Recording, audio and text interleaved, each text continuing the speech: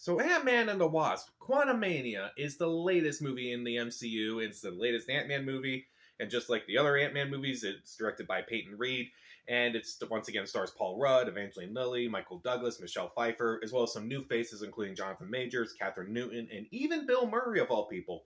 And this time around, following the events of Avengers Endgame, Scott Lang has kind of gone on to do his own thing. He's a little bit more appreciated in his timeline now. And when his daughter, this time played by Catherine Newton, finds a way to contact the quantum realm, they wind up getting sucked into the quantum realm, and they realize that there's a bigger threat going on, a bigger threat that may be even bigger than Thanos, and they now have to figure out a way to stop him. So, this was a movie I was kind of looking forward to, but at the same time not. I don't know if it's because some of the last Marvel movies have just been not so great in my opinion, but I just don't, it just wasn't as interested. I was kind of interested mainly for Jonathan Majors to see what he's going to do with his first big movie role as Kang, as well as just, even though like I'm a big fan of the first Ant-Man movie, Ant-Man 2 not so much, but and then the trailer kind of made it look interesting. It's like it was kind of the most serious of the Ant-Man movies, and at the same time it's like it's their biggest adventure, and yet it's their smallest adventure at the same time, so I thought that was kind of interesting. So I saw this movie last week, and I didn't want to talk about it, if I'm being honest. I did not like this movie. I really did not care for this movie. It's not the worst Marvel movie by any means, but to me, it's the worst Ant-Man movie. So, is there anything that works? I want to be fair. Jonathan Majors. Yeah, he is great in the movie. I can't wait to see more of him. He is intense. He is scary. He does a really good job, and I'm really glad that Jonathan Majors is about to have a breakout year, like a really big breakout year with this and Creed 3 next week. I'm excited for him. And also, I'm glad we got to see more Michelle Pfeiffer. She was kind of sidelined in Ant-Man the Wasp, and I'm kind of glad that she got a little more to do. I liked her moments with Jonathan Majors throughout the movie. I thought she did a really good job, too. As far as the other people go, Paul Rudd's good. Catherine Newton does a fine job. Evangeline Lilly is okay, but even though her character name is in the title of the movie, she still rarely gets to do anything, whether as the Wasp or not. It's kind of annoying. Michael Douglas is there, doesn't really do much. Bill Murray has a few funny moments here and there, but it's kind of a forgettable role. Most of the new actors don't really do much for me. And I heard that a lot of people didn't really like the beginning. Honestly, I actually enjoyed the first 30 minutes of this movie. It's pretty much everything from when they get into the quantum realm where it just slowly gets bad. I just didn't like it. But I did dig the first 30 minutes. They were fun, they were funny, they kind of reminded me of the humor of the first two Ant-Man movies, and I thought it worked. And admittedly, there's some fun sequences throughout the movie. Like, there's this one scene where Paul Rudd has to achieve something for Jonathan Majors in the movie.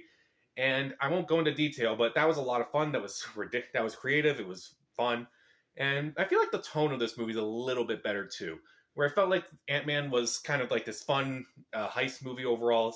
Ant-Man 2 was not nearly as fun. It tried to be a little bit more serious. And I just felt like the tones are just clashing a bit throughout that movie. Here, this movie's a lot more serious. And I feel like for the most part, it does work. It's not like it doesn't have humor. It has humor. But it's not like cringy. But it is weird. And I'm going to talk about that. And I do like the backgrounds of the quantum realm more than I like the foreground. Like, this is the strange world that I actually wanted from Strange World and not the strange world from the actual movie. Like, I thought the quantum realm background was a lot more interesting. I was more interested in that than the actual story. So, what doesn't work in this movie? Well, the humor in this movie is kind of odd. It's pretty surreal. There's like, the big running gag involves how many holes there are on a human body. And that's where we are with Marvel, I guess. It's not as bad as Screaming Goats, I'll give it that. A lot of the humor just didn't work. It just wasn't as funny. And I feel like this was definitely the most serious of the Ant-Man movies, but I feel like Ant-Man's already so ridiculous and over the top that making a serious Ant-Man movie probably just wasn't the best idea. And it's missing a lot of what made Ant-Man fun and interesting. There's a lot of plot holes in this movie that I just feel like it just doesn't work for me. And also some missing characters as well. Like, I was upset that Michael Pena wasn't in this movie. He should have been in the beginning, at least. Like, you couldn't bring him in for, like, 5 minutes? Come on. And it just kind of doesn't really make a lot of sense that Cassie's, hanging out with Scott and Hope and everyone, but she doesn't really hang out with her mom and her boyfriend again. Doesn't really make a whole lot of sense. It was also kind of just missing a lot of the humor and a lot of the kookiness of the first two movies, and I felt that was kind of odd. Then there was the CGI. Even though there's like some CGI that's like, okay, it's fine, it's passable, I'm not gonna hate it or anything.